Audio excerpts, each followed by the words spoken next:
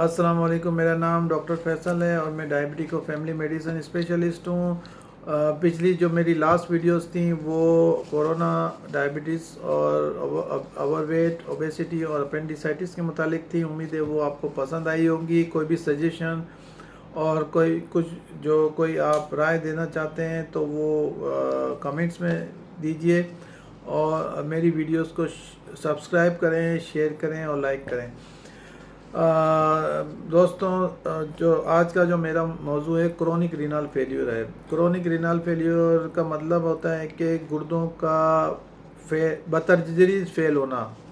एक होता है एक्यूट रीनल फेल्यूर, एक होता है क्रोनिक रीनल। एक्यूट में तो बहुत ज़्यादा तेज़ी से विद इन डेज में जो है फेल्यूर हो जाता है, और जबकि क्रोनिक रीनल फेल्यूर में बतदरीज होता है, यानी कि स्लो होता है और हमें पता नहीं चलता। तो मेरा आज का मौजू जो है क्रोनिक रीनल फेल्यूर है। एक्यूट के लिए बाद में हम देखेंगे, इसके बाद जो वीडियो बनाएंगे कुछ थोड़े अरसे के बाद आप क्रोनिक को समझें, इसके बाद हम एक्यूट की तरफ जाएंगे। क्रोनिक बहुत ज़्यादा इम्पोर्टेंट है, एक्यूट भी इम्पोर्टेंट है, लेकिन क्रोनिक उससे ज़्यादा इम्पोर्टेंट है। तो ये जो है क्रोनिक रीनल फेलियर जो है वो बतदरीज आपका जो है महीनों या सालों में आपके जो गुर्दे का जो फंक्शन होता है वो रिड्यूस होना शुरू हो जाता है। और गुर्दे जो है हमारे बॉडी के अंदर दो होते हैं और उनका काम होता है कि वो जो वास्ट प्रोडक्ट होती हैं जो कुछ हम खाते हैं उनका जो एंड प्रोडक्ट होता है वो पेशाब के रास्ते जो है उनका निकलना होता है, जिसमें यूरिया है, क्रिएटिनिन है और बहुत सारे सब्सटेंसेस हैं जो वास्ट होते हैं। हमारी बॉडी को उनकी ज़रूरत नहीं होती। जो हम खुराक लेते हैं, जो हम मशरूब पीते हैं, उनसे जो एंड प्रोडक्ट होता है वो यूरिन की सूरत में निकलता है। जो यूरिन है वो हमारा जो बॉडी का जो मेटाबॉलिक जो फंक्शन होता है उसका जो एंड प्रोडक्ट होता है। तो अगर वो बॉडी के अंदर से एंड प्रोडक्ट को ना निकाल सके और वो बॉडी को क्लीन ना कर सके ब्लड हमारा, तो फिर उसकी जो है उसका फंक्शन का कुछ फ़ायदा नहीं रहता और ऐसे ही वाटर निकलता रहे सिर्फ, और एंड प्रोडक्ट जो है वो बॉडी के अंदर जमा होते रहें तो फिर उसकी बहुत ज़्यादा कॉम्प्लिकेशन होना शुरू हो जाती हैं। तो जो जो उसकी जो क्रोनिक रीनल फेलियर होती है उसकी अलामत क्या होती हैं, तो मैं आपको सरप्राइजिंगली ये बता दूं कि क्रोनिक रीनल फेलियर की कोई अलामत नहीं होती ना। जो 90% है वो क्रोनिक रीनल फेल जो होता है वो साइलेंट होता है, पता ही नहीं चलता पेशेंट को, क्योंकि दो गुर्दे होते हैं और जो जब तक एक गुर्दा ख़राब अगर हो जाए तो दूसरा गुर्दा जो काम कर रहा होता है वो हमारी पूरी बॉडी को उसका फंक्शन जो है वो पूरी वास्ट प्रोडक्ट जो है वो एक्सक्रीट कर सकता है एक गुर्दा।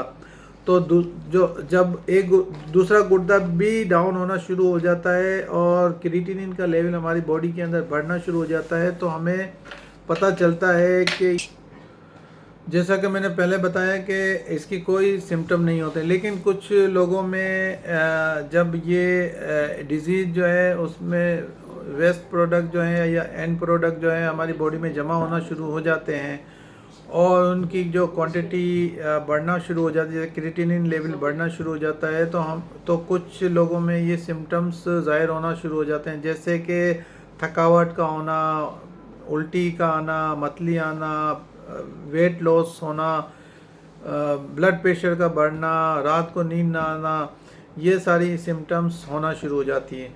अब जो सबसे ज़्यादा इम्पोर्टेंट जो चीज़ है इसकी वजूहत क्या है, जो मेन चीज़ जो होती है वो हर बीमारी की वजूहत होती हैं।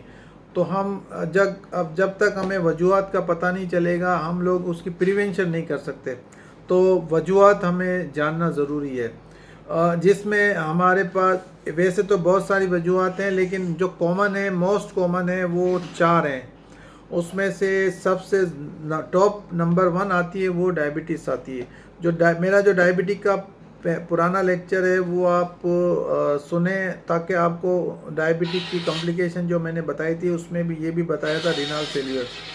और ये जो है दूसरी जो कॉमन वजह है वो हाइपरटेंशन है, ब्लड प्रेशर का बढ़ना। उसमें आपके गुर्दे बतदरीज फैल होते हैं। तीसरी जो है वो ग्लोमेरुलोनेफ्राइटिस, एक डिज़ीज़ है गुर्दों की, वो किसी टाइम हम डिस्कस करेंगे, उसकी काजेज़ भी जानेंगे। और एक लास्ट है जो कि कॉमन नहीं है, अनकॉमन है, लेकिन ये 4 अपर कैटेगरी में आते हैं, जिसमें पॉलीसिस्टिक किडनी डिजीज़ है। ये 4 कॉमन डिजीज़ हैं। अब हमारे पास जो सबसे ज़्यादा कॉमन है वो है डायबिटीज़ और हाइपरटेंशन। अब लोग क्या करते हैं कि डायबिटीज़ कंट्रोल में नहीं रहती जिनकी, तो वो क्या होता है कि ब्लड में उनकी जो शुगर का लेवल बढ़ना शुरू होता है, और इस हद तक बढ़ता है कि वो गुर्दों के रास्ते ग्लूकोज या शुगर जो है वो निकलना शुरू हो जाती हैं। और अगर वो अपनी शुगर के ऊपर तवज्जो नहीं देते तो वो लास्ट में ये होता है कि वो गुर्दे के ऊपर अपना अफेक्ट करना शुरू कर देती है, और वो गुर्दे फेलियर की जानिब जाना शुरू कर देते हैं। इसको तकरीबन कुछ लोगों में जो है वो 10 साल का अरसा लगता है, कुछ लोगों में जो है 7 साल का अरसा लगता है, लेकिन डिपेंड करता है। कुछ लोगों में बहुत जल्दी भी हो जाते हैं गुर्दे ख़राब और फेलियर की तरफ जाना शुरू हो जाते हैं। लेकिन ये डिपेंड करता है कि कितनी शुगर बढ़ रही है और किस हद तक बढ़ी, और जो आपके गुर्दे जो हैं वो कितने ताकतवर हैं और कितना बर्दाश्त कर सकते हैं। अब अगर आप ऑलरेडी आप पे जो गुर्दे हैं वो वीक हैं, तो फिर वो लाजमी सी बात है कि जल्दी ख़राब होने के उनके चांसेस, अगर बहुत ज़्यादा स्ट्रॉन्ग है तो 12 साल भी निकाल सकते हैं हाई शुगर के साथ। इसी तरह से ब्लड प्रेशर का है, डिपेंड करता है कितना आपका ब्लड प्रेशर बढ़ता है और आप इसको किस हद तक कंट्रोल करते हैं। तो वो आस्ता आस्ता आपकी जो वास्कुलर वाल है उसको डैमेज करना शुरू करता है, और वो ब्लड प्रेशर, जब आप अगर एक बात याद रखें, अगर आप ब्लड प्रेशर कंट्रोल करते हैं, चाहे किसी भी मीन से करें, टैबलेट से करें, एक्सरसाइज से करें, या लाइफ स्टाइल को चेंज करके करें, उसमें कोई डिफरेंस नहीं है। अगर आप टैबलेट से भी करते हैं ब्लड प्रेशर का कंट्रोल, तो वो एक ही बात है कि आप जैसे नॉर्मल ज़िंदगी गुजार रहे हैं, आपको कोई साइड इफ़ेक्ट नहीं होंगे, आपकी आंखें भी ठीक रहेंगी। ब्लड प्रेशर जब ब्लड प्रेशर का जो टॉपिक होगा उसमें ये मैं सारी आपको बताऊंगा कि किस तरह आपने ब्लड प्रेशर को कंट्रोल करना है, और जो अगर एक्सरसाइज आप करते हैं तो कितना ब्लड प्रेशर 1 घंटे की एक्सरसाइज में कम होता है, और क्या खाने से आपका बीपी कम होगा, और कौन सी मेडिसन तो खैर मैं बताता नहीं हूँ, क्योंकि ये फिर कुछ लोग इत्तेफाक नहीं करेंगे, मैं कुछ और मेडिसन देता हूँ, अगर अपोजिट डॉक्टर कुछ और देता होगा, सबकी अपनी अपनी चॉइस होती है। लेकिन मैं जो है लाइफ स्टाइल और एक्सरसाइज पर बात कर सकता हूँ।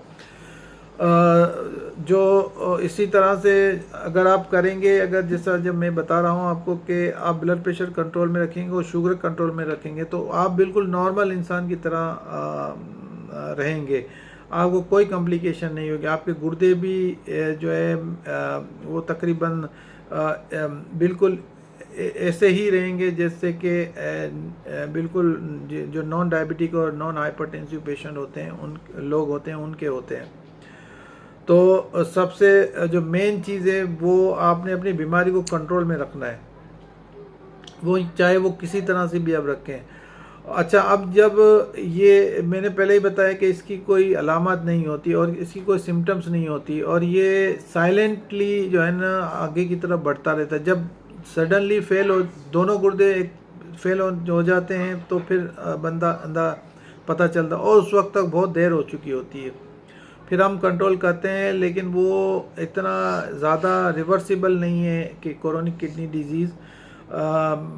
कुछ लोग वो करते हैं कि अगर आप कुछ लोग दावा करते हैं कि अगर आप डाइट के ऊपर अपनी कंट्रोल करें और प्रोटीन ना लें, प्रोटीन का जो अमाउंट है बहुत ज़्यादा रिड्यूस कर दें, और वाटर आपका इंटेक ज़्यादा कर दें, 3 लीटर पर डे या 4 लीटर पर डे के हिसाब से आप लें, तो जो जो जो जो इसका जो रीनल फेल्योर का जो जैसे मिसाल के तौर पर किसी को स्टेज 2 है या किसी को स्टेज 3 है तो वो वहीं पे रुक जाता है और कभी कभार रिवर्स भी हो जाता है। ये देखने में आया है, ये रिवर्स होने के भी चांसेस हैं इसके, डिपेंड अपॉन आप कितनी मेहनत करते हैं।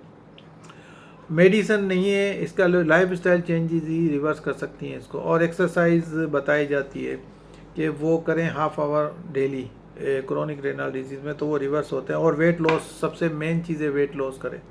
अच्छा, अब इसका अगर आपको डायबिटीज़ है और हाइपरटेंसिव हैं या आपको ग्लोमेरुलोनेफ्राइटिस कभी हुआ है या पॉलीसिस्टिक किडनी डिजीज़ हैं, तो आप कैसे आप पता करेंगे कि क्रोनिक रीनल फेलियर की तरफ तो नहीं जा रहे आप।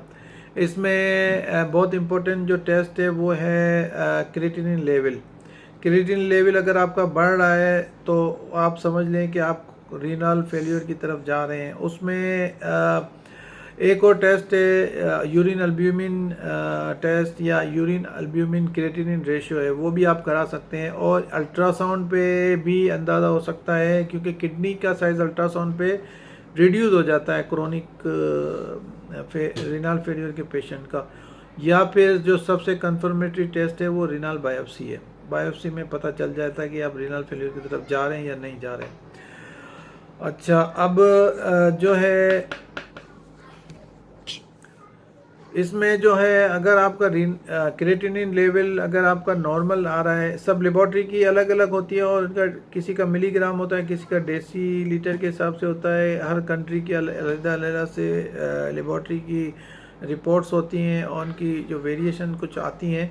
तो अगर वो आप जिस लेबॉर्ट्री से करा रहे हैं उसका जो रेंज अगर नॉर्मल आ रहा है तो ठीक है। अगर वो बढ़ा हुआ आ रहा है आपका क्रिएटिनिन लेवल, तो आपने अगर आप गूगल की साइट पे जाएंगे तो उसमें आप देखेंगे कि GFR कैलकुलेटर मिल जाएगा आपको। अगर आप उसमें टाइप करेंगे GFR calculator, glomerular filtration rate calculator, तो उसमें जो आप अपनी एज, अपना जो क्रिएटिनिन जो लेवल रेशियो जो आपका जो आया है, अगर 1.2 आया है, 1.3 आया है या 1.4 आया है या 2 आया है, जो उसमें आप अगर इंटर करेंगे और अपनी एज लिखेंगे और अपनी जो इथेनिसिटी या कंट्री या जो आपकी जो जैसे आप एशियन है या यूरोपियन है या अमेरिकन, वो डालेंगे तो इसके बाद वो आपको रिजल्ट दे देगा कि आपका GFR इतना है। जो नॉर्मल GFR होता है मोर देन 90%, 90 मिलीलीटर पर ml होता है। और ये स्टेज 1 भी हो सकता है और नॉर्मल भी हो सकता है। और जो स्टेज 2 का होता है 60 to 89 ml पर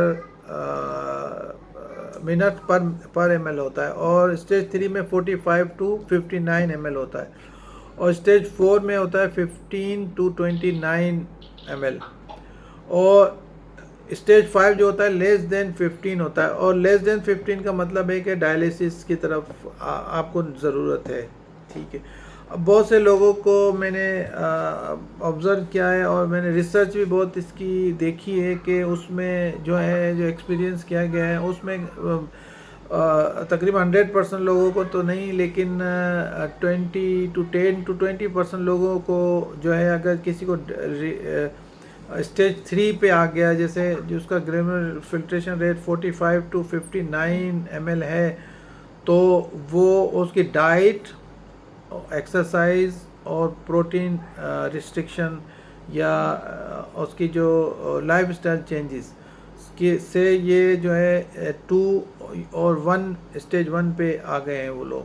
तो साइंटिफिकली प्रूव नहीं है, लेकिन बहुत से पीयर रिव्यूज़ और आर्टिकल्स और रिसर्च पेपर्स में ये बात साबित है कि उसमें ये रिवर्स हुआ है बहुत सारे लोगों को। तो दोस्तों, आप अपना ख्याल रखें और आप अपना GFR देख सकते हैं इसमें, जैसे मैंने तरीका बताया है। ब्लड टेस्ट में अपना क्रिएटिनिन भी करा सकते हैं, गुडनी का फंक्शन भी देख सकते हैं, और यूरिन एल्ब्यूमिन आप करा सकते हैं अपने तौर पर जाके किसी भी लेबॉर्ट्री से, तो उसमें आपको अंदाज़ा हो जाएगा कि आपका किडनी का फंक्शन कैसा है। तो अपना ख्याल रखें, मेरी वीडियोस को सब्सक्राइब करें और नेक्स्ट वीडियो का इंतज़ार करें, और बेल आइकन का बटन दबाएं ताकि आपको जो नेक्स्ट वीडियो है वो मिल जाए, पहली उसमें मिले।